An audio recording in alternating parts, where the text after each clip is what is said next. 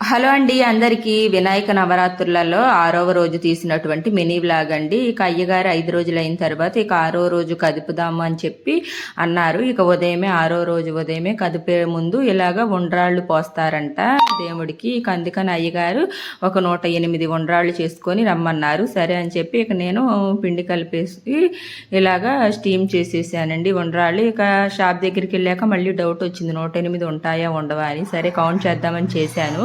ఇక 230 దాకా అయ్యాయండి. ఇక అన్నీ తీసుకొని వెళ్ళాను.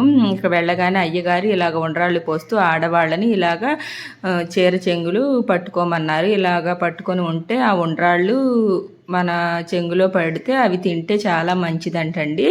ఇక నేను కొంచెం ఎదరుకున్నాను కాబట్టి నాకు ఎక్కువ పడ్డాయి. అందుకని అందరూ నీకు ఎక్కువ పడ్డాయి, ఎదరుకున్నావు కదా అని అంటున్నారు ఇక్కడ.